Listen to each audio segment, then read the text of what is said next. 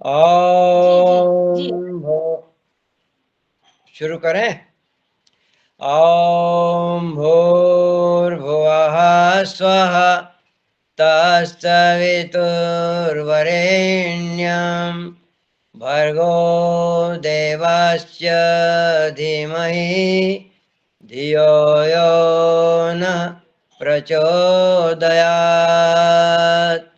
ॐ भूर्भुवः स्वः तत्सवितुर्वरेण्यं भर्गो देवस्य धीमहि धियो यो नः प्रचोदयात्।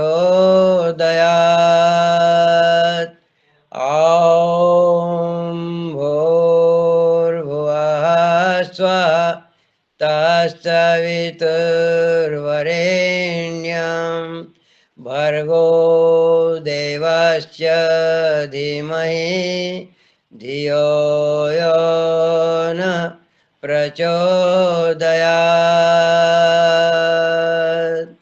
3 बार दीर्घ उच्चारण करेंगे। ओम।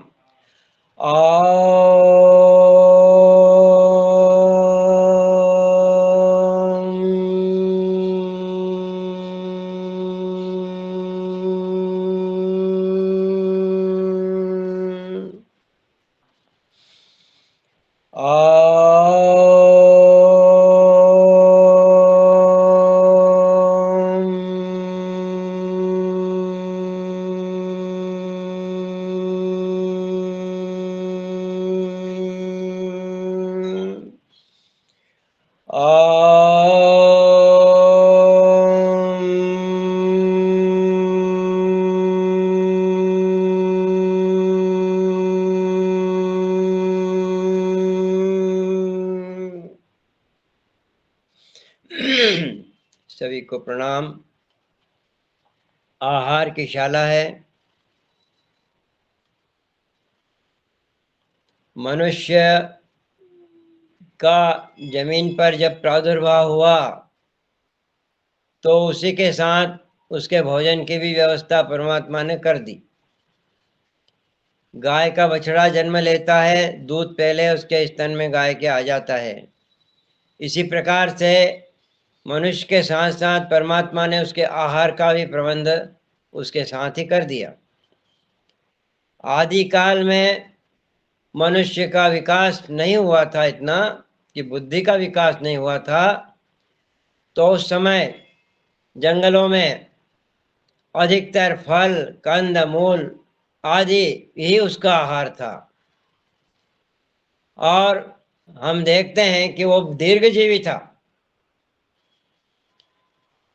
जैसे जैसे मनुष्य की बुद्धि का विकास होता गया, उसने अपने आहार में संशोधन करना शुरू कर दिया।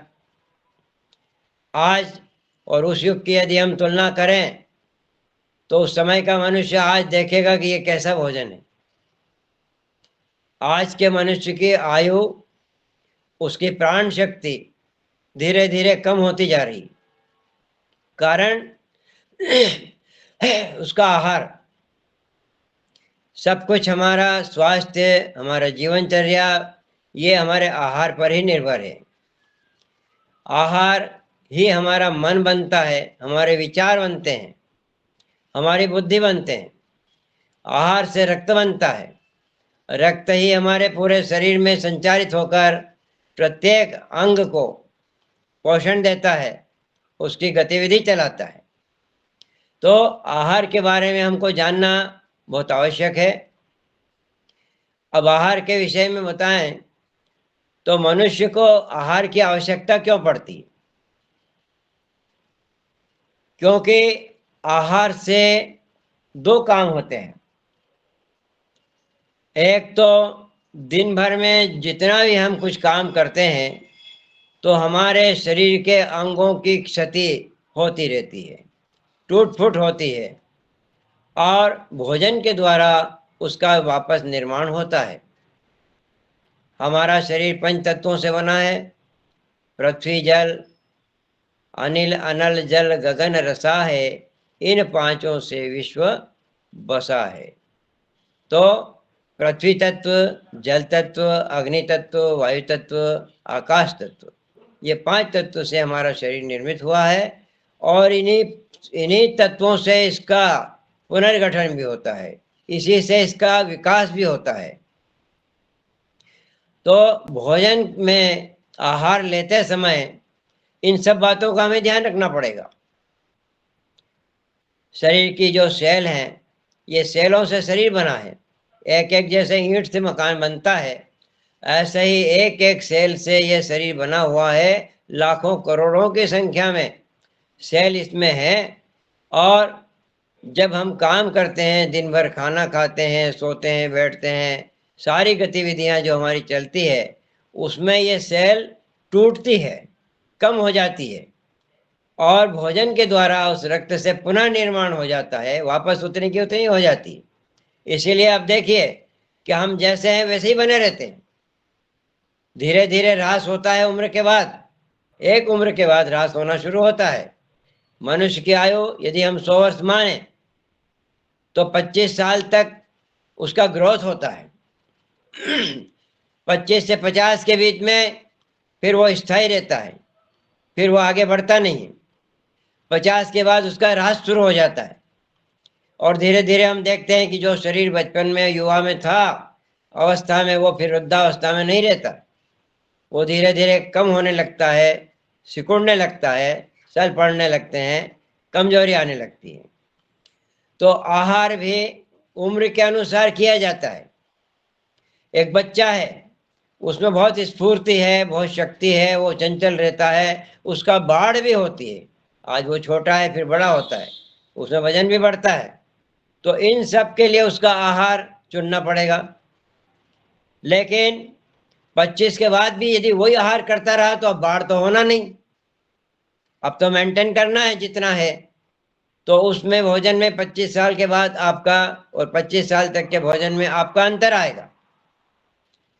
एक जैसा भोजन नहीं हो सकता, बच्चों का भी और युवक का। दिन भर में वो परिश्रम करता है, मेहनत करता है, सेल टूटते हैं उसके, तो मेंटेनेंस चलता है। लेकिन अब बाढ़ नहीं हो सकती, मेंटेनेंस चलेगा। और 50 साल के बाद चूंकि वो श्रम करना बंद कर देता है, श्रम करना बंद होने से उसकी भूख भी कम हो जाती है, उसकी आवश्यकता भी कम हो जाती है। तो 50 के बाद जो भोजन होता है आपका, उसमें फिर परिवर्तन आता है। और 75 साल के बाद वो बिल्कुल खाट पे ही रहता है, विश्राम करता रहता है, तो उस समय उसका भोजन और भी परिवर्तित हो जाता है। तो ये नहीं चल सकता है कि घर में सभी आयु के लोग एक जैसा भोजन करेंगे, एक ही मात्रा में करेंगे, इसमें सुधार करना पड़ेगा। ये उम्र के हिसाब से आया। अब मैं भोजन के बारे में बताता हूं, आहार के बारे में। आहार में क्या होता है? आहार में यदि आज के भोजन को हम देखें तो पुराने जमाने के भोजन से तुलना करेंगे तो पहले पकाते नहीं थे भोजन, कच्चा, कंद मूल फल आदि जितने भी पकते थे वो सूर्य की रोशनी में पकते थे। चूल्हे का आविष्कार ही नहीं हुआ था। धीरे धीरे चूल्हे का आविष्कार हुआ और भोजन को स्वादिष्ट बनाया जाने लगा। स्वादिष्ट के साथ साथ उसमें बहुत सारे मसाले वगैरह इनका भी मिलान हुआ। पहले तो सीधा का सीधा ही खा लेते थे। तो अब हम आज के हिसाब में देखते हैं, आज के वर्तमान समय में हम बात करते हैं, तो भोजन के विषय में हमने शोधन किया कि कुछ भोजन ऐसे होते हैं जो अम्लीय प्रभाव के होते हैं और कुछ भोजन होते हैं क्षारीय प्रभाव के। हमारा रक्त शुद्ध अगर है तो उसका रेशो होता है अम्ल क्षार का 20-80। अम्लीय भोजन 20% और क्षारीय भोजन 80%। यह 80% जो भोजन है क्षारीय, ये हमारे स्वास्थ्य की रक्षा करता है, रोगों से लड़ने की शक्ति है इसमें। लेकिन अम्लीय भोजन में वो भी आवश्यक है हमको, 20% से ज़्यादा नहीं होना। अम्लीय भोजन जितना पकाया भोजन है वो सब अम्लीय है। अम्लीय एसिडिटी, एसिडिटी की जब आप बात करते हो, वो एसिड से बना हुआ शब्द है। एसिड यानी अम्ल, अम्ल यानी खट्टा। उसका परिणाम भोजन का अम्लीय जब होता है तो वो शरीर में ताप पैदा करता है, गर्मी पैदा करता है और शक्ति पैदा करता है। लेकिन भोजन के और भी काम हैं। रोगों से लड़ने की शक्ति, विषनाशक शक्ति, मल निष्कासक शक्ति, वो भोजन ही मल को भी निकालता है। कुछ भोजन में ऐसे तत्व होते हैं जो केवल पौष्टिक नहीं होते, उनका शरीर में कोई काम भी नहीं है, परंतु वो किए गए भोजन के द्वारा जब मल निर्माण होता है तो उस मल को शरीर से बाहर करने का काम करते हैं। वो उनका होना बहुत जरूरी है। आप देखते हैं कि जो रेशे वाले पदार्थ होते हैं वही क्षारी ज्यादा होते हैं। फल, सब्जियों के छिलके, दालों के छिलके, गेहूं का छिलका, लेकिन जितने भी छिलके हैं ये क्षारीय होते हैं और इनमें से कुछ ऐसे होते हैं कि वो हमारी आंतों के मल को गति देकर के आगे धकेलते रहते हैं और मल हमारा समय पर विसर्जित हो जाता है। जितना जरूरी आपके लिए भोजन करना है उतना ही जरूरी आपके लिए मल का निष्कासन भी है, क्योंकि पेट में ऐसा कोई संचित भंडार नहीं है कि वहां मल पड़ा रहेगा।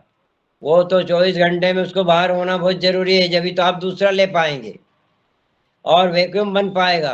अगर वैक्यूम नहीं बना, आज के देखते हैं लोगों को कि बहुत भारी भारी शरीर हो जाते हैं, ये मल उनका अंदर पड़ा हुआ है।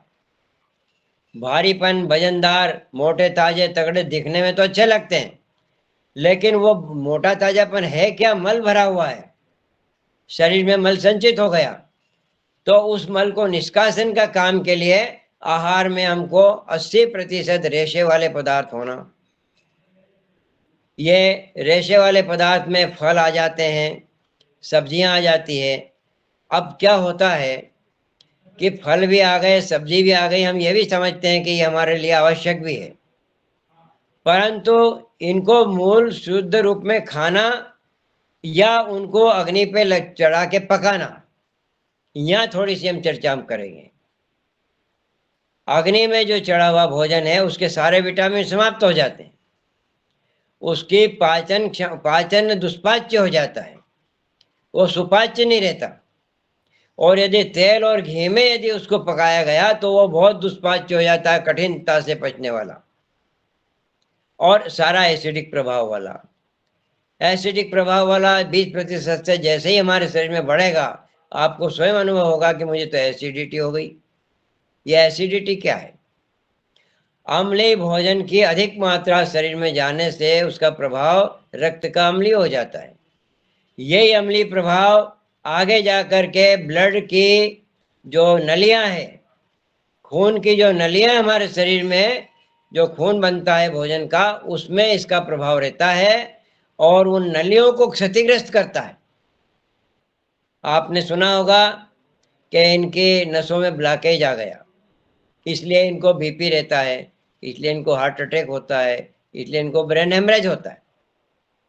यह खून की नलियां यदि इसे अशुद्ध और एसिडिक प्रभाव वाले रक्त से भरी रहेगी तो निश्चित रूप से इसमें ब्लॉकेज आएंगे, नलियां भी खराब होएगी, फट जाएगी, टूट जाएगी, डैमेज हो जाएगी। ब्रेन हेमरेज, ये क्या होता है? नस फट गई। क्यों फट गई?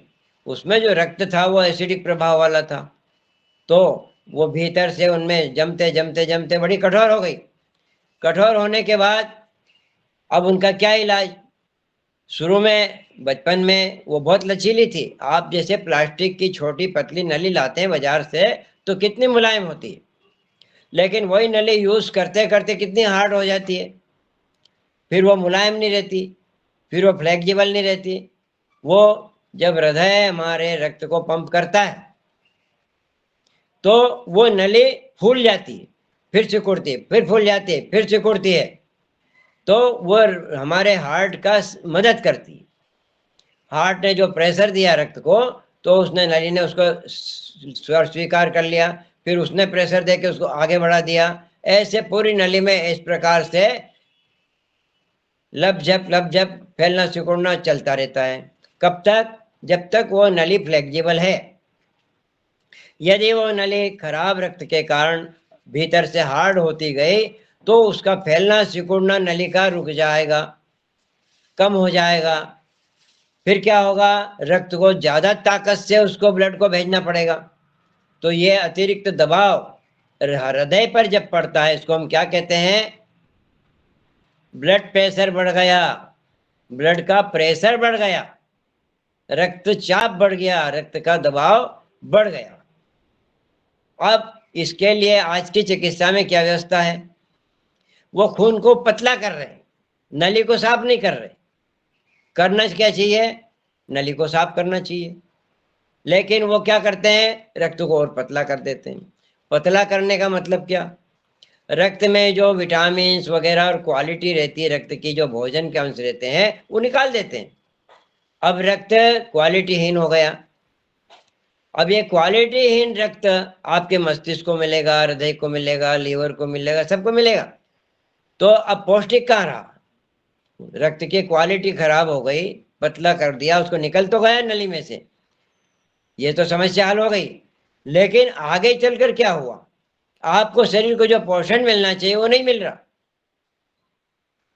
तो करना क्या चाहिए, हम यहाँ इसीलिए बैठे हैं कि उस रक्त को तो जैसा है क्वालिटी वाला रहना चाहिए, लेकिन वो जो रक्त की नलियां हैं वो कठोर नहीं होने पाए, इसकी व्यवस्था हम करते हैं भोजन के द्वारा। भोजन में ही ऐसे तत्व होते हैं जो उसके जमे हुए भाग को निकाल देते हैं।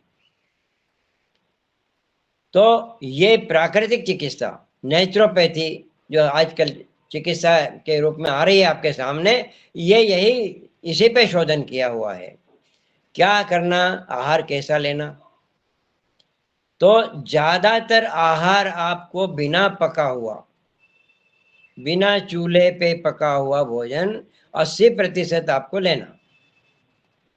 एक प्रकार से हम इसको दूसरी तरह से परिभाषित करें तो एक भोजन होता है मृत भोजन और एक अमृत भोजन, एक प्राणवान भोजन और एक निष्प्राण भोजन। जो चूल्हे पे पकाया गया उसको हम कहते थे निष्प्राण भोजन, मृत भोजन।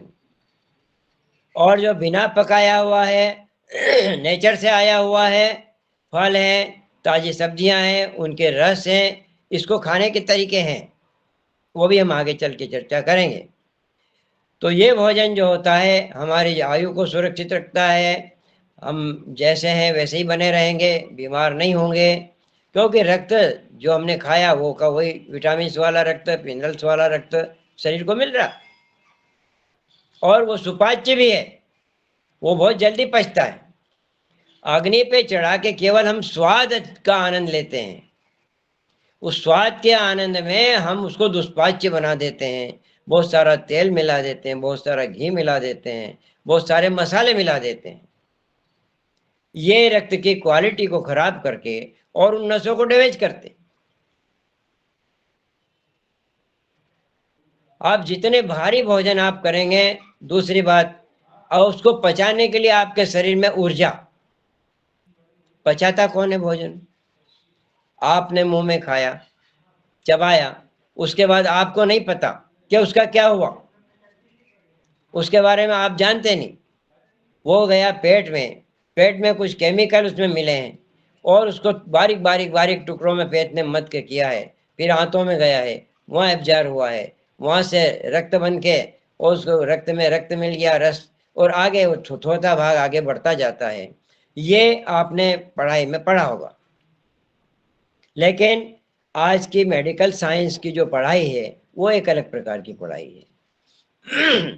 यहाँ पे हम प्राकृतिक चिकित्सा की दृष्टि से बात करें तो मुंह में अनेक बार चबाया हुआ, बार बार चबाया हुआ, 32 बार चबाया हुआ भोजन बिल्कुल टुकड़ों टुकड़ों में बंट जाता है, बिल्कुल पानी जैसा हो जाता है, उसमें बहुत सारी लार मिल जाती है। वो लार क्या है, वो क्षारीय है, वो भोजन पचाने वाली है, वो पेट में नहीं होती, पेट में एसिड होता है जो प्रोटीन को पचाता है, और कार्बोहाइड्रेट जो होता है मीठा जो लगता है वो कार्बोहाइड्रेट है, वो मुंह में ही पच जाता है, वो लार में पचता है।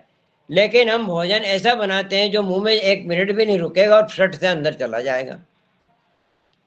जब ये सट से अंदर चला जाएगा तो होगा क्या, ये यहाँ पे पचा नहीं, लार इसमें मिली नहीं, अब ये पेट में इसको पचाने की व्यवस्था नहीं, वहाँ प्रोटीन पचता है, वहाँ एसिड है, पेट में तेजाब होता है, हाइड्रोक्लोरिक एसिड, वो वहाँ मिलता है और वो प्रोटीन को टुकड़े टुकड़े में बांटता है, टुकड़े उससे एसिड में वो प्रोटीन पचता है। लेकिन कार्बोहाइड्रेट तो मुंह में ही पचता है, जितनी ज्यादा बार चबाओगे वो यहाँ सारा पच जाएगा।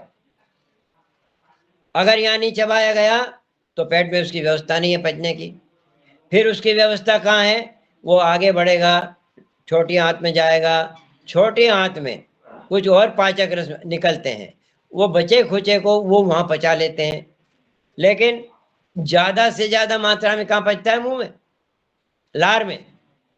अब वहां आकर के पैंक्रियाज से कुछ जूस निकलते हैं छोटी आंत में, और उसकी पाचन, जो प्रोटीन अधूरा रह गया, जो कार्बोहाइड्रेट अधूरा रह गया, जो फैट्स अधूरा रह गए पचते हुए, वो सारे के सारे वहां छोटी आंत में पचते हैं। तो इसका भार किस पर पड़ता है, पैंक्रियाज पर। पैंक्रियाज क्या है, इंसुलिन पैदा करती है। इंसुलिन क्या है, वो आपके शरीर में जो सारे शरीर के भोजन का सार भाग है उसको क्या बोलते हैं हम, रस, शुगर, शुगर कहना चाहिए उसको, ग्लूकोज, ग्लूकोज वो आपकी ताकत है, उसी से शक्ति पैदा होती है। उसको शरीर एब्जॉर्ब करेगा जब इंसुलिन की मात्रा वहां सामने होगी। इंसुलिन कौन बनाता है, पैंक्रियाज बनाता है। पैंक्रियाज और भी जूस निकालता है। तो आपके अधपचे भोजन को पचाने में यदि पैंक्रियाज की शक्ति खत्म हो जाती है तो इंसुलिन कम बनाएगा। जब वो इंसुलिन कम बनाएगा तो फिर आपका वो जो ग्लूकोज है वो पचेगा नहीं, शरीर एब्जॉर्ब नहीं करेगा, तो वो रक्त में उसकी उपस्थिति बनी रहेगी। आप टेस्ट करेंगे, मेरे को तो शुगर निकली, मेरी तो शुगर बढ़ गई। ये मात्रा क्यों बढ़ी, क्योंकि शरीर ने पचाने उसको ले नहीं पाया। वो क्यों नहीं ले पाया, इंसुलिन की कमी। इंसुलिन क्यों कम हुआ, पैंक्रियाज थक गई, उसको दूसरे जूस निकालना पड़ रहे हैं, जो आपने मुंह में नहीं पचाया उसको वो पचा रहा, उसका काम बढ़ा दिया आपने। तो मुख्य बात क्या हुई मेरे कहने की, भोजन को आप मुंह में खूब चबाओ, और ऐसा भोजन मत करो जो सटाक से उतर जाए। ऐसा भोजन हो, कहा जाए तो ये है, नेचुरोपैथी में हम ये कहते हैं कि यदि दाल रोटी आपको खाना है तो पहले रोटी को सिंगल खाओ, दाल मत लो साथ में, वो लिक्विड है, वो जैसे ही जाएगी रोटी को मुंह में से सटाक से ले जाएगी साथ में, वो प्रोटीन है, उसकी व्यवस्था आमाशय में है पचने की, दाल की। लेकिन जो कार्बोहाइड्रेट है उसको पचाना है, तो पहले आप सिंगल रोटी का टुकड़ा लो, और उसको बार बार, वो एकदम नहीं जाएगा अंदर, क्योंकि वो रूखा है, वो सूखा है, उसमें लार मिलेगी, और बार बार पचाते पचाते पचाते वो लिक्विड बन जाएगा, तब वो अंदर जाने के लायक होगा, और वो सीधा पेट में नहीं पचते, फिर आंत में उसकी व्यवस्था है, बाकी बचा हुआ पच जाएगा। लेकिन पूरा का पूरा यदि हम पैंक्रियाज के जुम्मे करें छोटी आंत में, तो डायबिटीज होना आपको आवश्यक है, बहुत जरूरी है। अब वो कितनी इंसुलिन की गोलियां खा लीजिए आप, बाहर की दवाई आपका उतना फायदा नहीं करेगी, जो इंसुलिन अंदर बन रहा है उसकी व्यवस्था करना पड़ेगी। और यह होगा भोजन सुधार से। क्या होगा, एक तो वो भोजन करिए आप जो प्राकृतिक है। अब प्राकृतिक भोजन को करने के तरीके क्या हैं, अंकुरित कर सकते हैं अपन, फलों के रस पी सकते हैं अपन, सलाद ले सकते हैं अपन, बहुत सारे तरीके हैं। आजकल तो सलाद में भी इतनी क्वालिटियां निकल गई है कि बहुत टेस्टी बनने लग गए हैं। आप बहुत सारे फलों को लेके, चुकंदर है, मूली है, और भी दूसरे है, नारियल है कच्चा, मेथी की भाजी है, पालक की भाजी है, पत्तेदार जितनी भी भाजियां हैं, इनको बारीक कट करते जाइए, बारीक से बारीक कट करते जाइए, और हल्का सा दही मिला लीजिए। दही में बैक्टीरिया होते हैं जो हमारी छोटी आंत बड़ी आंत की जान है। आंतों में बैक्टीरिया जाएंगे तो बी कॉम्प्लेक्स विटामिन बनाते हैं, और बी कॉम्प्लेक्स आंतों की जान होती है, उसमें एंजाइम होते हैं। तो आपको दही भी उपयोग करना है तो सलाद में मिला लीजिए, थोड़ा सा उसमें सेंधा नमक, जीरा वगैरह ये मिला के, और उसको टेस्टी बना लें। तरीका बदलना पड़ेगा भोजन करने का, भोजन को बनाने का। और थोड़ी बहुत मात्रा में आप दाल रोटी भी खा लीजिए, पका हुआ भोजन खा लीजिए, क्योंकि 20% अलाउ है, वो भी हमारे लिए, वो भी आवश्यक है हमारे लिए। तो ये आपको मैं कुछ बेमेल भोजन के बारे में बता। अब भोजन कौन सा किसके साथ करना। 7:15। आदरणीय बिंदेश्वर तिवारी जी, अपना वीडियो बंद कर लें, आप हिल रहे हैं, ध्यान विचलित हो जाए। बिंदेश्वर तिवारी जी, देखिए, एक हमारे शरीर में जीवनी शक्ति होती है। जीवनी शक्ति का काम क्या है, मैं थोड़ा सा उसके बारे में बताता हूं आपको। शरीर की इंद्रियां, मन, बुद्धि, यह समस्त इनके सारे क्रियाकलाप जीवन शक्ति के द्वारा संचालित होते हैं। यह जीवन शक्ति भोजन से नहीं मिलती, ये बात ध्यान रखिए आप। जीवन शक्ति भोजन से प्राप्त नहीं होती है, जीवन शक्ति विश्राम से प्राप्त होती है। जब हम रात को नींद लेते हैं गहरी, तो जीवनी शक्ति हमको पर्याप्त मात्रा में मिल जाती है और दिन भर में वो सारी के सारी व्यय हो जाती है। यदि हम सोचे कि अच्छा भोजन करेंगे जीवनी शक्ति बढ़ जाएगी, नहीं बढ़ती। भोजन से मेंटेनेंस होता है शरीर का, टूट फूट का सुधार होता है, जितना कुछ ह्रास हुआ है शरीर में वो पुनर्निर्माण हो जाता है। लेकिन जीवनी शक्ति ये गॉड गिफ्ट है, हमको बचपन से मिली हुई है, ये बहुत ब्रह्मांड में छाई हुई है। ये प्राणायाम के द्वारा प्राप्त होती है और विश्राम के द्वारा प्राप्त होती है। रात को गहरी नींद जो सोएगा उसका पाचन बहुत बढ़िया रहेगा, उसके शरीर के सारे क्रियाकलाप, मस्तिष्क के क्रियाकलाप सारे के सारे व्यवस्थित होंगे। अब जीवन शक्ति का जो व्यय होता है शारीरिक श्रम में, भाग दौड़, शारीरिक श्रम, जीवन शक्ति का व्यय होता है, किंतु इसका भी प्रभाव न्यूनतम श्रम के बाद विश्राम की व्यवस्था है। हम योग में भी देखते हैं कि आपने 1, 2, 4 आसन लगाए, उसके बाद आपको शवासन करना होता है। ये श्रम और विश्राम का जोड़ा है। जब जब भी श्रम किया जाता है, अगर वो वैज्ञानिक ढंग से किया जाता है, तो वो उसके बाद विश्राम आवश्यक होता है। लेकिन आजकल हम देखते हैं लगातार कंप्यूटर के सामने आप बैठे हैं, मस्तिष्क भी आपका काम कर रहा है, उसमें भी जीवनी शक्ति काम कर रही है, और आप बैठे हैं तो बैठे बैठे आपकी रीढ़ पर बोझ आ रहा है ग्रेविटेशन फोर्स का, तो वो भी आपका उसमें जीवनी शक्ति प्रतिरोध करके आपका सहयोग करती है। यह जीवनी शक्ति जब कम हो जाती तो आप बोलते हैं मैं थक गया। थक गया तो क्या करें, चाय पी ले। क्या चाय से वापस जीवनी शक्ति आती है? नहीं आती। जीवनी शक्ति कैसे आएगी? विश्राम से। आपको विश्राम करना पड़ेगा। तो जब जब भी आपको कोई काम करना पड़ता हो, श्रम का काम करना पड़ता हो, तो आप व्यवस्था करिए वहाँ कि उसके बीच में आप 5 मिनट का विश्राम आपके लिए बहुत होता है। 5 मिनट भी यदि आपने विश्राम कर लिया तो आपकी जीवनी शक्ति पुनः आपके काम में सहयोग करने लगेगी और आपको काम करने के लायक बनाएगी। अब देखिए जीवनी शक्ति के काम क्या क्या हैं।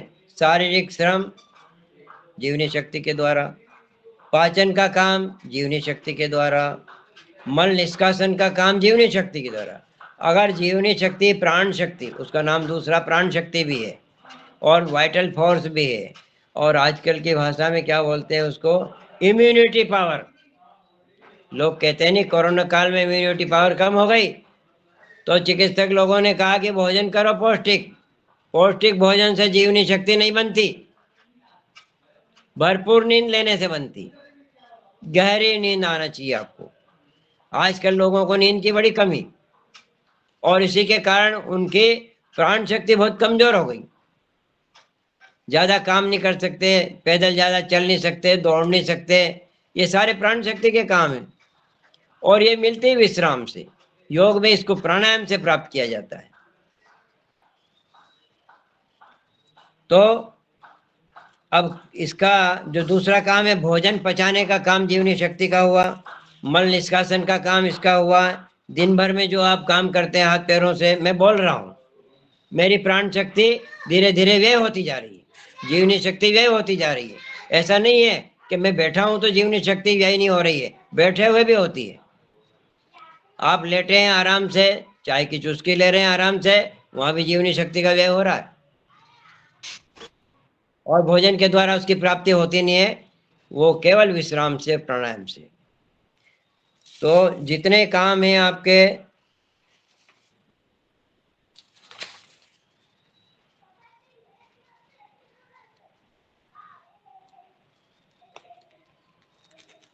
दूसरी बात, जीवनी शक्ति का व्यय, अनावश्यक व्यय आप करेंगे जीवन में तो पाचन आपका गड़बड़ाएगा, आपकी शारीरिक शक्ति कम हो जाएगी, और जैसे ही शारीरिक शक्ति कम हुई, जीवनी शक्ति कम हुई, रोगों का प्रभाव आप पर बढ़ जाएगा। हमारे शरीर में बीमारियों के कीटाणु हरदम मौजूद रहते हैं, लेकिन वो डरते हैं। सुरक्षात्मक व्यवस्था है हमारे पास प्राण शक्ति की। जब तक प्राण शक्ति आपके शरीर में भरपूर है, रोग के कीटाणु आपके शरीर में घूमते रहेंगे, आपका बिगाड़ेंगे कुछ नहीं।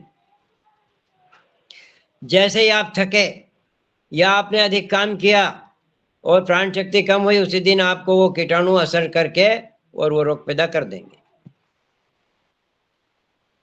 और गोली कुछ मदद नहीं कर सकती, आप लक्षण मिटा देगी।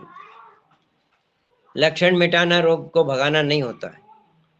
लक्षण मिटाने के बाद भी रोग तो रहता है, लक्षण के मिटाने वाले की अवधि समाप्त हो जाती है और फिर रोग आपके ऊपर प्रभाव दिखाने लगता है। तो अनावश्यक व्यय हम प्राण शक्ति का न करें, इसके लिए मैं कुछ बात आपसे करता हूं। सप्ताह में 1 दिन का उपवास, भोजन नहीं करना, क्योंकि भोजन प्राण शक्ति पचाती है।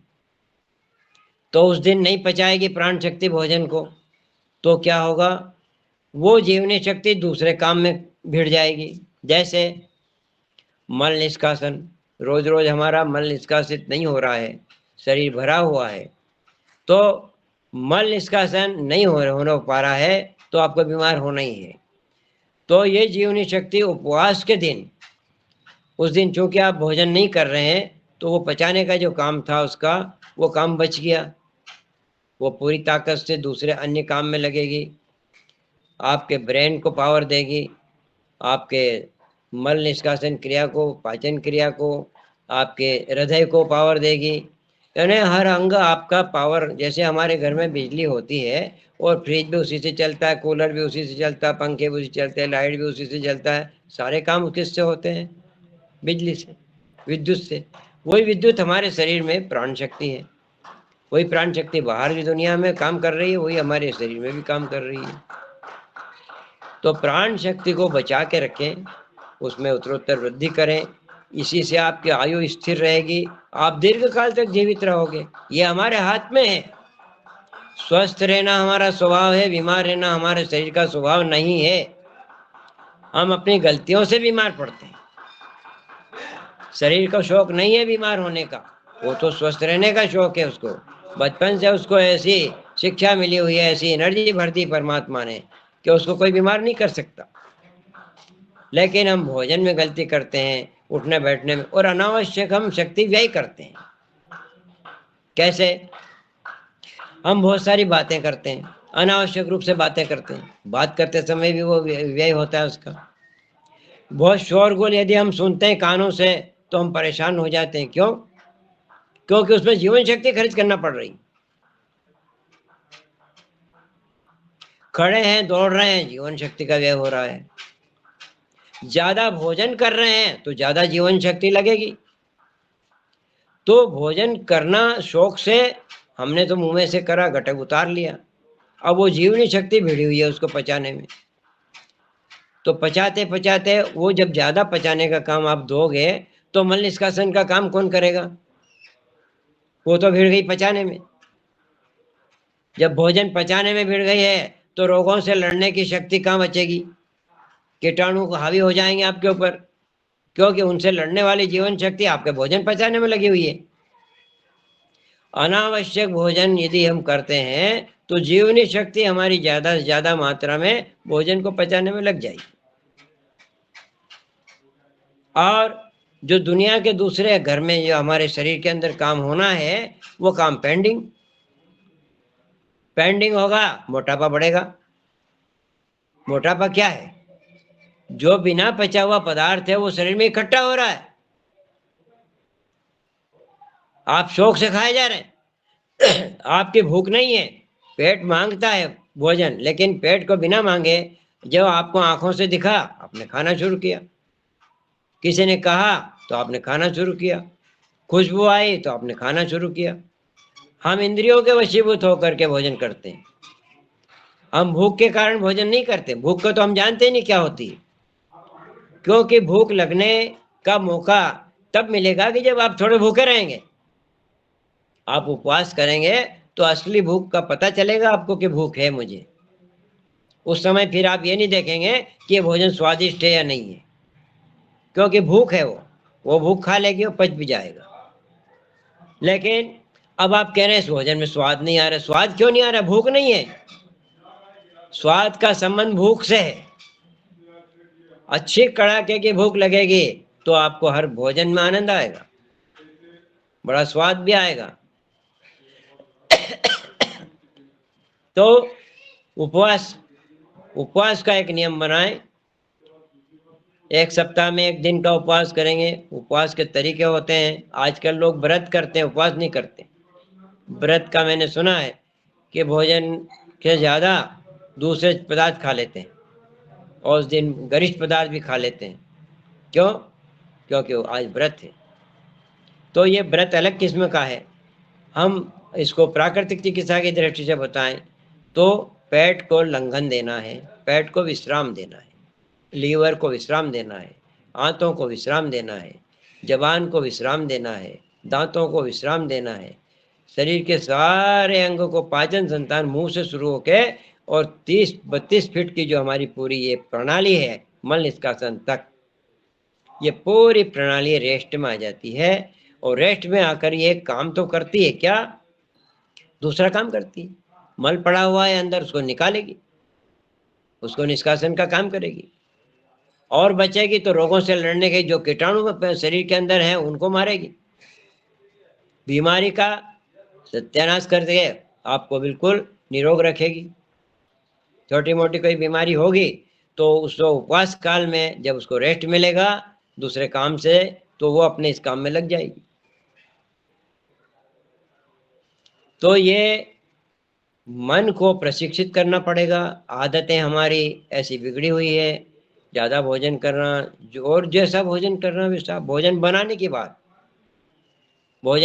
की बात निकली है तो मैं थोड़ा उसके बारे में बोलूँगा। आजकल ज़्यादा से ज़्यादा मशीनें चल गई है। वो पुराने समय का जो आग था वो अब गैस वाला आग हो गया है। इस गैस वाले आग में बदबू भी होती है। इस पे जो पका भोजन उसकी क्वालिटी और जो पहले कंडे लकड़ी में बनता था भोजन उसकी क्वालिटी में बड़ा अंतर। वो बर्तन पहले होते थे मिट्टी के और मोटे पेंदे के बर्तन पीतल के, तांबे के। वो बर्तन अब पतले पेंदे के हो गए, तो जैसे ही आग पर रखा वो जलने लगता है, बजाय पकने के वो जलने लगता है। तो खैर अब वो तो जो आया है हमारे सामने युग आया है तो उसका प्रभाव तो रहेगा, परंतु फिर भी बहुत सारी बातें हैं। सब्जी आप खाना चाहते हैं, किसी भी सब्जी को घर में जब लाते हैं तो छीलना शुरू कर देते हैं। उसका जो छिलका है वो फाइबर है, वो रेशा है, वही आपके मल को निष्कासित करता है बाहर। उसको हमने निकाल दिया, उसमें बहुत सारे विटामिन मिनरल्स है वो भी उसके साथ चले गए बाहर छिलके में। अब गूदा बचा हुआ है, उसमें इतना स्वाद भी नहीं होता है। जो छिलके सहित भोजन का स्वाद है वो बिना छिलके वाले में स्वाद भी नहीं रहता। अब स्वाद के लिए फिर आप क्या करेंगे? नमक डाल देंगे, मसाले डाल देंगे। वो टेस्ट कैसे आया? असली स्वाद सब्जी का तो छिलकों के साथ चला गया। अब बचा क्या आपके पास में? मिर्च मसाले डाल डाल करके उसमें स्वाद पैदा कर रहे हैं आप, और वो स्वाद भी नकली है। वो अगर आपकी जबान अच्छी है, बिल्कुल मल रही थे, तो उसको वो स्वाद अच्छा नहीं लगेगा। जो ओरिजिनल फल का स्वाद है उस फल को यदि आप उबाल लें या उसमें नमक मिर्च मसाले डाल लें तो वो स्वाद फल का गया। स्वाद, नकली स्वाद हम पैदा करने का एक शौकीन हो गए हैं। मैंने देखा बहुत से लोगों को कि अमरूद लेते हैं, जामफल, और काट करके उसमें नमक पहले मिला लेते हैं, मिर्ची मिला देते हैं, पता नहीं क्या क्या मसाले भी उसमें मिला देते हैं। परमात्मा ने जब जामफल पैदा किया तो उसने सब कुछ मिला दिया था, उसमें कोई कमी नहीं रखी थी आपके लिए कि ये आप मिलाना। लेकिन फिर भी हम आदत बस, या समझ लो हमारे में बुद्धि आ गई ज्यादा, तो उसका मिसयूज कर रहे हैं हम। सब्जियों में बहुत सारे मसाले मिलाए जाते हैं। जब तेल मिलाया जाता है सब्जी में तो वो सब्जी दुष्पाच्य हो जाती है, वो पचती नहीं है। जो भोजन तेल और घी में तला जाता है, भुना जाता है, वो दुष्पाच्य हो जाता है और वो एसिडिक हो जाता है। वो एसिडिक का मतलब यह मात्रा बड़ी एसिडिक की 20% से कि वो बीमारी करेगी, अनेक रोग पैदा करेगी, बचेगी भी नहीं। पेट में भारीपन रहेगा, चर्बी बढ़ेगी, मोटापा बढ़ेगा। मोटापा कोई आपकी पौष्टिकता का प्रमाण नहीं है कि आप हृष्ट पुष्ट हैं या आप निरोग हैं। मोटापन जो है बीमारी का प्रतीक है। जब हम श्वास लेते हैं और पेट भरा हुआ है तो हमारे फेफड़े भी नीचे नहीं जा पाते हैं, छोटी सी श्वास ले पाते हैं। जिसका पेट खाली है वो भरपूर श्वास ले सकता है। लेकिन पेट में अगर मल भरा है, पेट फूला हुआ है, आप छोटी सी श्वास ले पाएंगे। और जितनी श्वास हम ले पाते हैं उतनी एनर्जी हमारे शरीर में बनती है। श्वास के साथ में प्राण वायु भी जाती है, ऑक्सीजन भी जाती है, और यह सब शरीर के लिए आवश्यक होती है। ऑक्सीजन मिलकर रक्त में जाती है और पूरे शरीर को ऑक्सीजन दे करके वो जीवंत रखती है शरीर को। छोटी छोटी श्वास लेंगे तो पूरी तरह ऑक्सीजन भी नहीं मिलेगी आपको, भोजन भी नहीं पचेगा आपका, और बीमार होना ही है। तो पेट को खाली रखना भोजन का एक नियम है। अन्न से भरो आधा, आधे से आधा भरो पानी से, और शेष को छोड़ दो खाली हवा के लिए। 4 भाग करो। लेकिन हम क्या करते हैं, 100% अन्न से भर लेते हैं, यानी उस अन्न को हिलने डुलने की भी जगह नहीं होती पेट में, वो पचेगा कैसे। तो भोजन करते समय इतना स्वादिष्ट भी मत बनाइए उसको कि आप रुक ही नहीं पाए। भोजन करते करते वो स्वाद भी किस काम का। इतना ज्यादा स्वादिष्ट भोजन होगा तो मनुष्य उतना ज्यादा स्वाद के बस खा लेगा, आवश्यकता के हिसाब से नहीं खाएगा। आवश्यकता जितनी है आपको, यदि आप आवश्यकता के हिसाब से, भूख के हिसाब से खाते हैं तो आपको आधा पेट भोजन करना है। आधा पेट पानी के लिए, पानी जरूरी है। पानी मिलेगा तो वो लिक्विड बनेगा, लिक्विड बनेगा तो वो छोटी पतली नलियों में से होकर निकल जाएगा। ठोस भोजन कैसे निकलेगा, पतली नलियों में से निकलेगा, उसका रस बनेगा, आंतें उसको चूस लेगी, पानी होगा तो चूस लेगी, ठोस होगा तो कैसे चूसेगी।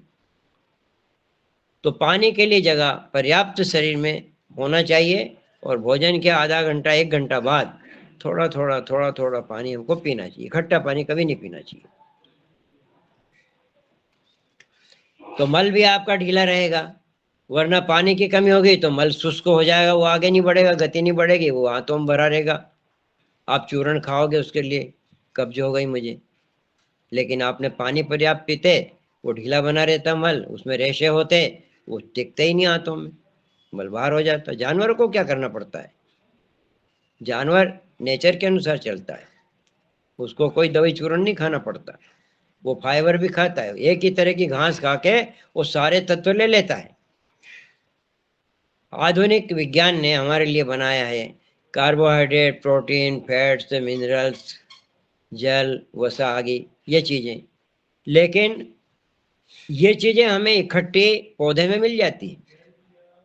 एक पौधा आपने लिया, साग सब्जी का लिया, फल लिया, उसमें सब चीजें मिली हुई है। अलग से कार्बोहाइड्रेट खाना, अलग से प्रोटीन खाना, ये नहीं होता है। अलग से कौन कौन सी चीजें खाएंगे आप, जानवर जंगल में घास चरता है तो वो नहीं देखता प्रोटीन कौन सा है, कार्बोहाइड्रेट कौन सा है। वो एक ही घास चरता रहता है और सारे तत्व उस घास में से उसको मिल जाते हैं। इसी प्रकार से हम भी पौधे को यदि सीधा उखाड़ के लाए हैं जमीन से तो सारे तत्व उसमें मौजूद हैं। उसके जड़ में, उसके मूल में, तने में, पत्ती में, फल में, फूल में, पूरे अंग में उसके सारे तत्व मौजूद हैं। और उसको धो करके, और यदि हम कच्चा खाना शुरू करें उसको, तो चबाना तो ज्यादा पड़ेगा, क्योंकि रेशा होता है उसको बहुत चबाना पड़ता है। अगर रेशा को हमने ज्यादा नहीं चबाया तो वो पेट में जा करके तकलीफ देगा, दुखेगा पेट, आपका गैस बनेगी पेट में। तो रेशे को बहुत पचाना पड़ता है। पौधे को, साग सब्जी को, पत्तीदार सब्जी को, इनके जूस भी बना सकते हैं। रसाहार, रसाहार से अनेक रोगों को ठीक करने का भी एक हमारी प्राकृतिक चिकित्सा में नियम है। मेरे पास अगर उपलब्ध होगा तो मैं आपको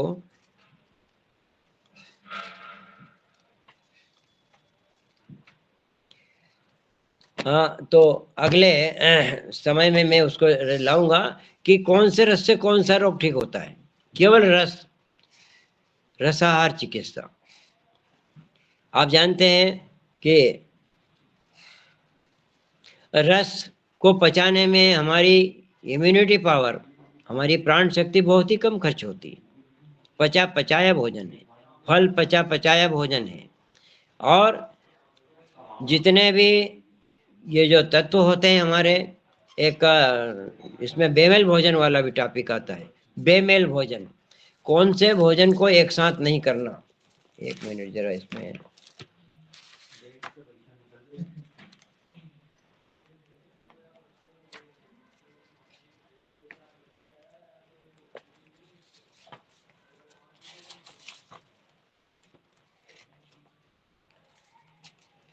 चलिए अभी इसमें टाइम खर्च ज़्यादा होगा, फिर इसको देख के आपको बताएंगे। बेमेल भोजन, भोजन का मिलाप, किन किन चीज़ों को एक साथ खाना, किन चीज़ों को एक साथ नहीं खाना। इसके लिए एक नेचुरोपैथ हैं हमारे बड़े डॉक्टर NK शर्मा जी, उनका कहना यह है कि जो भोजन जल्दी पचता हो उसको पहले खाओ, सिंगल। जो देर से पचने वाला भोजन है उसको अंतिम में खाओ। क्या होगा कि जैसे रोड पर छोटी गाड़ी आगे जा रही है तो वो जल्दी निकल जाएगी, स्कूटर है, टू व्हीलर है, वो जाम नहीं लगाएंगे। लेकिन आगे आपने बुलडोजर या ट्रैक्टर खड़ा कर दिया और वो अड़ गया तो पीछे वाले जो ये छोटे छोटे वाहन भी रुक जाएंगे। तो इसी प्रकार से भोजन में भी जो जल्दी पचने वाला है, सुपाच्य, उसको पहले खाइए। और जब उससे पर्याप्त मात्रा में खा लें तो फिर आप बाद में वो ठोस भोजन, जो आपका हैवी भोजन है, पौष्टिक भोजन है, उसको कर लीजिए। तो आगे रास्ता साफ मिलता जाएगा, क्योंकि अगला भोजन जो है वो जल्दी जल्दी सरकता जाएगा, वो आपको जाम नहीं लगाएगा। लेकिन यदि हमने भारी भोजन पहले कर लिया और बाद में हमने वो भोजन किया जो जल्दी पचता है, तो उस भोजन को जल्दी पचने वाले को रास्ता ही नहीं मिलेगा। वो आगे वाला सरकेगा जब, और उसको लगेगा टाइम।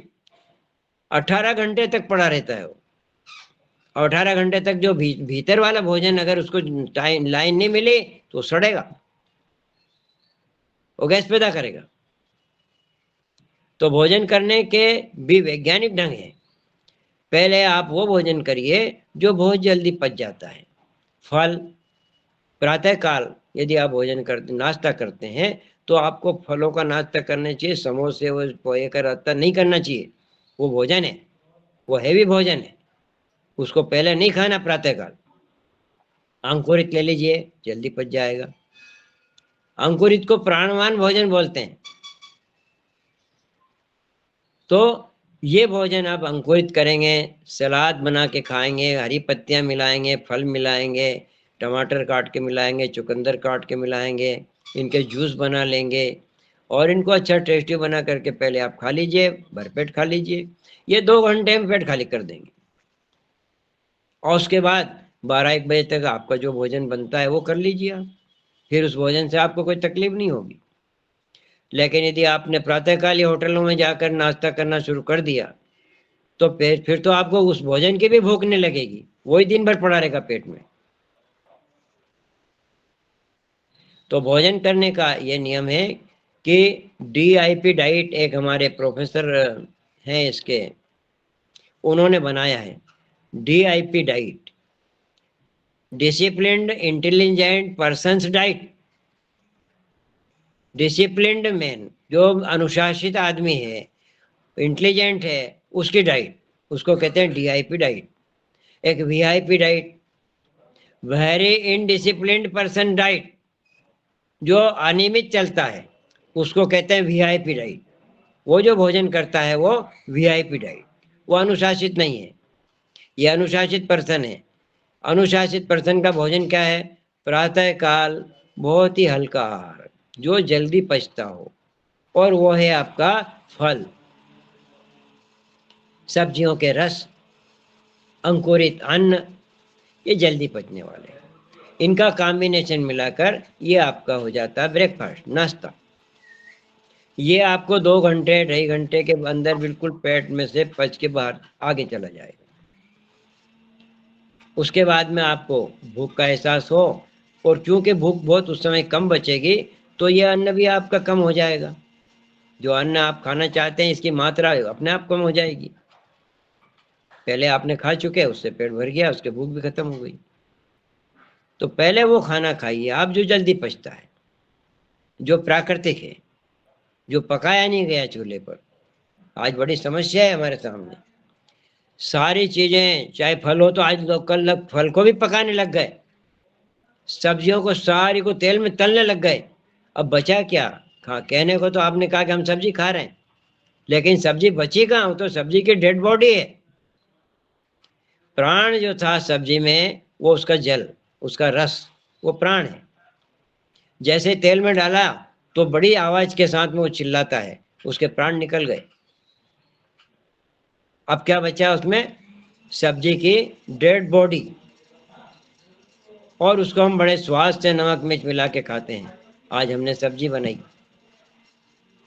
तो आप समझिए अपना मस्तिष्क का विचार जैसे आपके बदलते जाएंगे, ऐसे ही आपके रोग दूर होते जाएंगे, आप स्वस्थ रहेंगे। और परमात्मा से यही निवेदन करते हैं कि इसका अध्ययन करिए, और अगले चक्कर में आऊँगा तो अपने टाइम फिक्स करके आऊँगा, सब्जेक्ट कुछ चुनिंदा। अभी जो बोलना था मेरे को मौखिक बोल लिया। जय श्री राम। अब समापन करेंगे हम। जी जी जी, नहीं अभी समापन थोड़ा समय है, और भी हमें 15 मिनट बाकी है। आदरणीय 8 मुख्यवक्ता तक, जी, आदरणीय श्री अच्छा 8 तक लेना है। मनोहर लाल सोनी जी, हाँ 8 बजे तक रहना है, मतलब हम ना तो और अच्छा अच्छा ठीक है। तो और आज आपने देखो आपने अति से सुंदर आहार का मार्गदर्शन दिया, और हाँ, मैं अभी हमारे सदन में हैंड राइज किए है, अच्छा सवाल करना चाहते हैं आपसे। आप बोर नहीं हुए? है तो मैं सबसे पहले जी जी जी, आप अभी बोर नहीं आप बोर तो नहीं हुए? नहीं नहीं नहीं, बोर नहीं हुए, बोर नहीं हुए। तो 33 से सुंदर रहा आज का आपका जो मार्गदर्शन हार पर, और अगले आप हमें जी जी जी, और बहुत बढ़िया और अच्छा भी मार्गदर्शन, है। हाँ, तो सबसे बहुत पहले अच्छा तो मार्गदर्शन दे रहे हैं आप।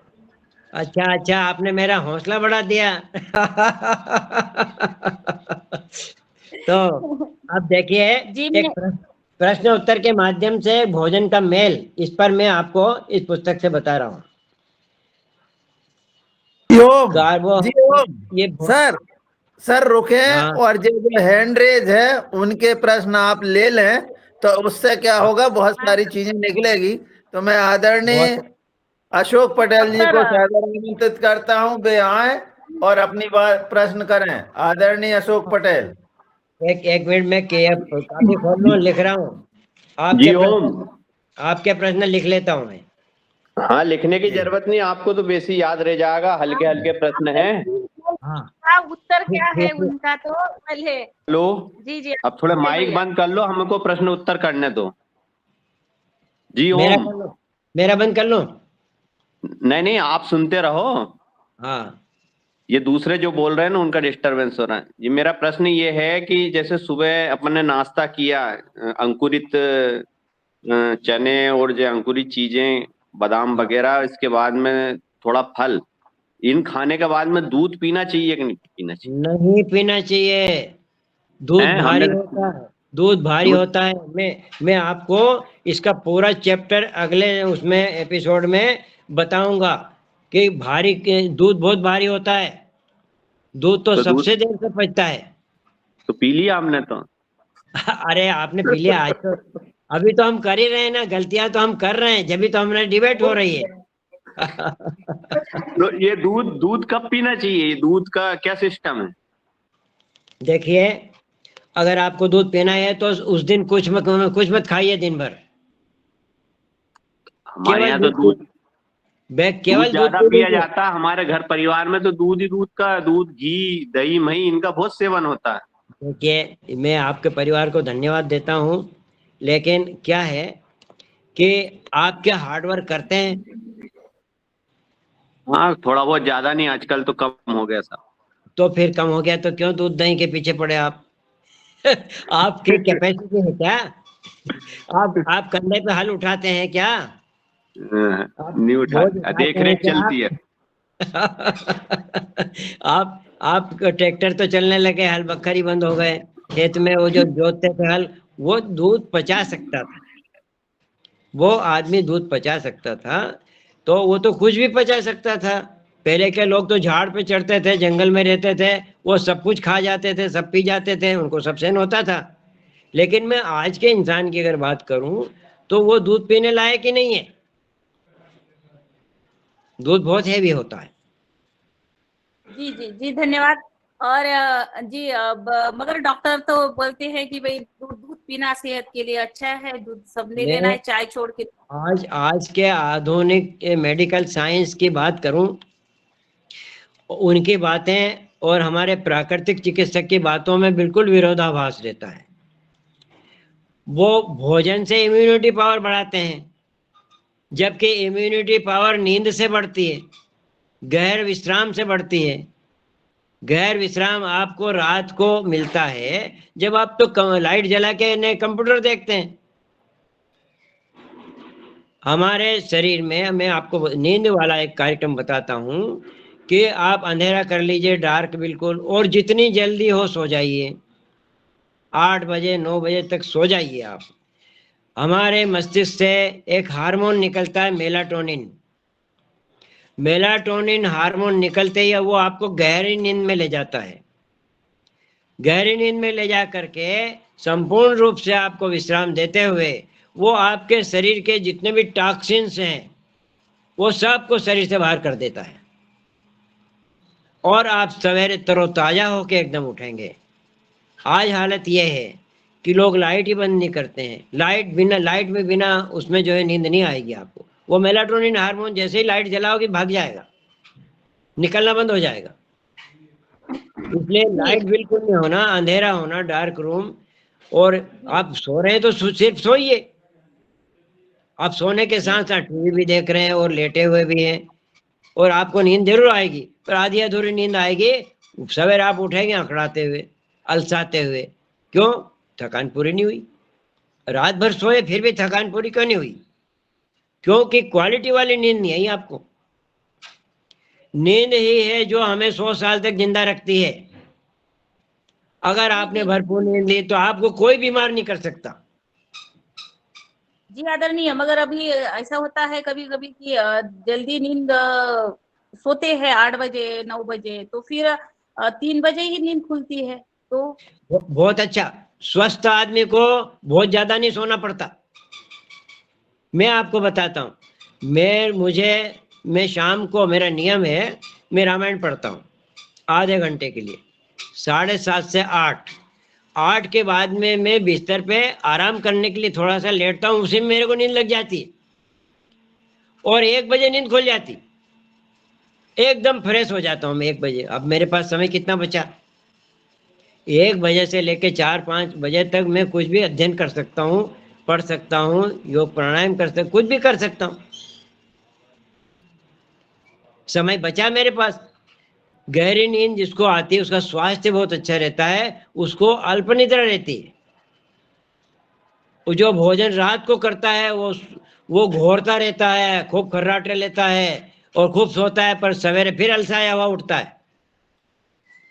इसलिए भोजन का भी नियम होना चाहिए। मैं अपना बताता हूँ, मैं दिन में 1 बार भोजन करता हूँ, 11, साढ़े 11, 12, बस।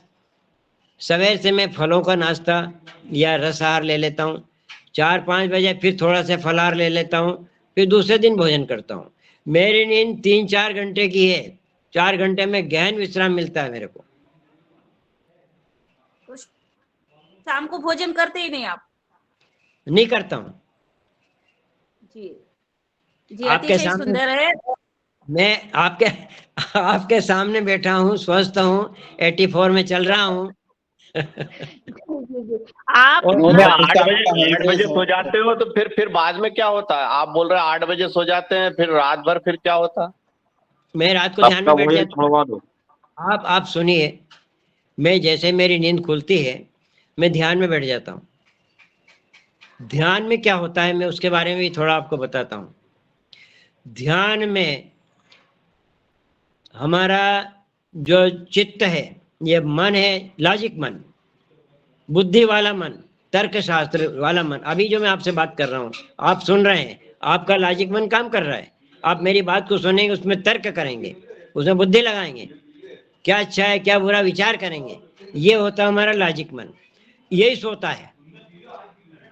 एक होता है अवचेतन मन, वो नहीं सोता। वो क्या काम करता है, वो आपकी श्वास चलाता है, आपके हृदय की धड़कन चलाता है, आपके बच्चे खुचे अन्न को पचाता है, आपके मल को ठीक निष्कासन मार्ग पर लाके छोड़ देता है रात में। वो ये काम करता है, वो नहीं सोता। तो ये लॉजिक मन को सुलाना जरूरी है। ये दिन भर यही काम करता है। दिन भर जितने भी काम आप करते हैं वो लॉजिक मन से करते हैं, बुद्धि वाले मन से। सोचना, समझना, अच्छा क्या बुरा क्या, ये करूं कि नहीं करूं, ये निर्णय लेना, ये बुद्धि का काम है। ये बुद्धि इस मन के साथ है जो वर्तमान है। ये बुद्धि भी सो जाती है। अच्छा बताइए, रात को आपको कोई बुद्धि रहती है? आपके ऊपर किसी ने हाथ रख दिया, पता है क्या आपको? आपके ऊपर से सर्प निकल गया, आपको पता है क्या? नहीं, हमारी इंद्रियां सो जाती है। बिल्कुल सही। जो हमारी ज्ञानेंद्रियां हैं वो सब सो जाती है। तो वो जब सो जाती है तभी तो दिन भर में अच्छी तरह काम कर पाती है। बिल्कुल उनको बिल्कुल सुलाना जी जी जी। अब मैं आगे आदरणीय विनोद भट्ट सर है और देहरादून उत्तराखंड से, उनका सवाल लेती हूँ। उनका हैंड रेज बहुत देर से है। आदरणीय विनोद भट्ट सर, आदरणीय विनोद भट्ट सर, आवाज जा रही है? आदरणीय शैलेंद्र जी। उनको नमन। दादाजी आप बेमेल आहार के बारे में बताते बताते रह गए। यार मैं अभी थोड़ा टाइम लग जाएगा, मेरे पास पुस्तक पर रखी हुई है, वो छांटूंगा करूँगा तो देर लगेगी थोड़ी। तो अगले दिन में सब आप ये चीज आपकी याद रखें ना, उनको तैयार करके रखो मेरे सामने। मेरे अच्छा, पास ही रखी पुस्तक बेमेल आहार की। दूसरी बात आपने कही थी जीवन शक्ति, तो जीवन शक्ति बढ़ाने के लिए कौन से प्राणायाम करना? आपने मेरे मन पसंद में जो प्रश्न किया है, मैं इसके लिए आपको बहुत धन्यवाद दूंगा। बेटे, जीवन शक्ति ये भोजन से नहीं बनती, ये विश्राम से बनती है। जब हम योग करते हैं तो हम जीवन शक्ति को ही बढ़ाते हैं। सूर्य नमस्कार आप करते हैं, प्राण शक्ति बढ़ती, उसी का नाम प्राण शक्ति है, याद रखिए। जीवन शक्ति, इम्यूनिटी पावर, वाइटल फोर्स, प्राण शक्ति, रोगों से लड़ने की शक्ति, ये सारी के एक ही नाम है, जीवन शक्ति। ये जीवन शक्ति का दिन भर व्यय होता है और अपव्यय भी होता है। अब ये आपको समझना पड़ेगा कि आवश्यक है वहां तो व्यय करिए उसको, लेकिन एक नल में से पानी निकलता है और हम हाथ मुंह धो लें वहां तक तो ठीक है, उसको खुला छोड़ दें और बैठ जाएं तो क्या होगा? पानी सारा खाली हो जाएगा टंकी का। इसी प्रकार से हमारी जीवन शक्ति को हम जानबूझ करके अपव्यय करते हैं, और वो भरपूर निद्रा लेने से पूरी मात्रा में आपको मिल जाती है। और भरपूर निद्रा आपको अंधेरे में ही आएगी। भगवान ने रात बनाई इसलिए है कि आप जिंदे रहो। अगर रात नहीं बनाई होती तो हम कोई प्राणी जिंदा नहीं रहता। वो जिंदा है तो नींद के बल पे। गहरी निद्रा कैसे लेते हैं ये भी हम आपको योग में बताएंगे। मैं योग निद्रा का एक कार्यक्रम करूंगा कभी, योग में मेरे को मिलेगा मौका। वो उस दिन करवाया था आपको, कल जी कल हाँ, करवाया। उस दिन योग निद्रा का कार्यक्रम करवाया था आपने। हाँ, और वो अब मैं अब वो- आदरणीय रमेश चंद्र मेहरा जी भाई साहब से निवेदन करती हूँ, उनका भी सवाल है, उनका हैंड रेज है। जी आदरणीय। जी ओम, सदन को नमन। आज की योग कक्षा बहुत अच्छी रही और हमारे मुख्य अतिथि महोदय ने बहुत अच्छी जानकारी दी। सर, मेरी नातनी है और हाँ इसकी उम्र है 10 साल, हाँ और ये जो है इसको ये सितंग सितंग सी हो रही है, इसको खुजान चल रही है। यानी खुजली है। नहीं, खुजली नहीं है, थोड़े फिर? थोड़े से उभार आ रहे हैं पैर पे और हाथ पे, उनमें खुजान चलती है, थोड़े लाल लाल से चटक के हो रहे। अच्छा अच्छा अच्छा अच्छा। देखिए ये सारे रक्त दोष हैं। ये हमारे शरीर से मल का निष्कासन अगर हो जाए पूरी तरह से तो कोई सा भी रोग आपके शरीर में नहीं रह सकता। जी मलों का निष्कासन, अब सुन लीजिए, मलों का निष्कासन हमारे शरीर से 4 दरवाजों से होता है। श्वास के द्वारा फेफड़े से, एक गुर्दे के द्वारा पेशाब से, चमड़ी के द्वारा पसीने से, बड़ी आंत के द्वारा मल। कितने हो गए? 4। ये चारों दरवाजे अगर ठीक ढंग से हमारे काम करें और 24 घंटे हमारे मल का निष्कासन होता रहे तो शरीर में अनावश्यक चीज जब पड़ी रहेगी तो वो किसी न किसी रोग के रूप में सामने आ जाएगी। ये शरीर में कचरा जमा हुआ है। अब आपको मैं इसका उपचार बताता हूँ। आप उनको सब्जियों के रस देना शुरू करें। समझे आप? जी हाँ, यस बोला करो। और दूसरा, पसीना निकलना जरूरी है। जी आजकल क्या होता है, पसीना बहुत कम निकलता है लोगों को। पंखे, कूलर, एसी में हम रहते हैं जी तो पसीना तो बंद हो गया निकलना। अब पसीने की तरफ से जो दरवाजे से मल निकल रहा था वो किस रास्ते जाएगा? या तो पेशाब के रास्ते जाएगा, या श्वास गंदी हो जाएगी क्योंकि इधर से निकलेगा। हम न तो श्वास ढंग से ले पाते हैं। प्राणायाम हम इसीलिए करते हैं। कपालभाति प्राणायाम में होता है क्या? डिटॉक्सिफिकेशन होता है। सारी गंदगी, कार्बन डाइऑक्साइड से हम बाहर निकाल देते हैं। खूब पानी पीते रहे, बार बार गुर्दे अपना पेशाब करते रहेंगे, हाथों में मल जमा नहीं रहेगा, पसीना निकलता रहेगा, तो आपको कोई रोग नहीं होगा। जी। तो अभी इसके लिए कुछ दवाई है या अपन केवल यही उपाय करें, रस पिलाएं? मैंने बताया आपको, हरी पत्तियों के रस देना शुरू करिए। जी हाँ, हरी पत्तियों के रस देना शुरू करिए तो ज्यादा से ज्यादा मात्रा में उसमें आपको क्षारीय तत्व आएंगे। वो एसिडिक पदार्थ हैं जो जमा हुआ है उसके अंदर। हमने अभी आपको बताया था कि 20% से ज्यादा एसिडिक नहीं होना भोजन और 80% से कम नहीं होना क्षारीय भोजन। जी अब मैं अगली बार आपको लिस्ट भी दे दूंगा क्षारीय भोजन की और अम्लीय भोजन की। जी धन्यवाद। और आदरणीय शरद भैया का हैंड राइज था। आदरणीय शरद भैया, आप कुछ कहना चाहते हैं? जी बहुत। ये रस का जो बता रहे सर कि रस किस किस चीज का पीना चाहिए, कब लाभ होता है, ये थोड़ा सा बताएं। हाँ, तो सारे रसों का बता दूंगा मैं। अभी हरी पत्तियों का बता रहा हूँ आपको। ये चर्म रोग के लिए मेथी, मेथी का रस, करेले का रस, पालक का रस, जितनी भी हरी पत्तियां हैं सबके रस, इससे सारे चर्म रोग दूर हो जाते हैं, ब्लड साफ हो जाएगा आपका। जी। फलों के रस भी, फल के नहीं? फल के रस आपको विटामिन युक्त होते हैं, वो आपके शरीर को हृष्ट पुष्ट रखेंगे, ब्लड की पोजीशन अच्छी रहेगी आपकी, और रोग नहीं होंगे। फलों में रोगों से लड़ने की बहुत शक्ति होती है। सब्जियों के रस मल निष्कासन के लिए होते हैं और फलों के रस आपका पौष्टिकता के लिए होते हैं। आपका मल निष्कासन होना वो भी बहुत जरूरी है, उसके बाद पौष्टिकता का नंबर आता है। पहले घर को हम साफ करते हैं कचरे से लिप पोत के, उसके बाद सामान रखते हैं। जी, इसमें जी। आंवले का रस ले सकते हैं, जैसे आजकल आंवले का सीजन है। आंवले का रस आम के पत्ते खाने से क्या होता है? आम के पत्ते खाने से क्या? देखिए साहब, आम के पत्ते तो कोई खाता नहीं है। आम के पत्तों में रेशे कितने रहते हैं वो आपके हाथों में उलझ जाएंगे, इसलिए आम के पत्ते तो नहीं खाता कोई भी।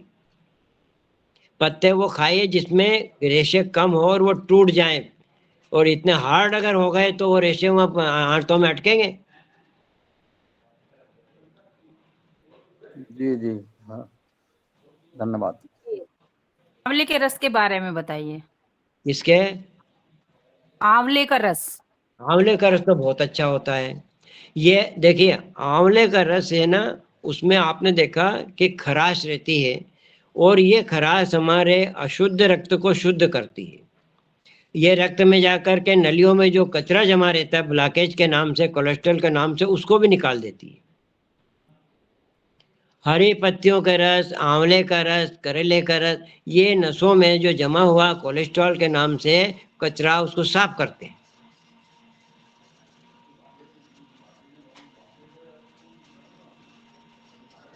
और पूछिए।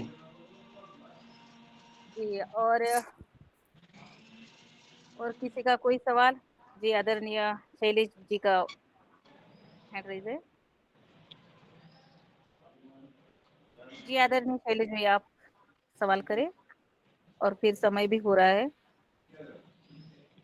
मेरा सवाल तो हो गया दीदी। ये अनिल राय जी, हाँ अनिल राय जी का है। जी जी जी, धन्यवाद। उनके बारे में पूछना था। जी ओम। डॉक्टर साहब को प्रणाम। सर, ये एस्टार्ट का रस अगर प्रातः काल प्राकृतिक चिकित्सक बोलते हैं, क्या वो लाभ करता है क्या? ये जो क्या पेठे का जो रस होता है। जी, थोड़ा सा स्पष्ट पेठे करिए का, जो आप है। जो एक सर पेठा होता है, पेठा जिसका मीठा बनता है, हाँ हाँ वो हाँ, भतुआ पेठा कहते बहुत हैं अच्छा हिंदी होता है। में। पेठे का रस बहुत अच्छा होता है, पौष्टिक है वो, और डिटॉक्सिफिकेशन करता है। पेठे का रस शरीर से विष का निष्कासन करता है।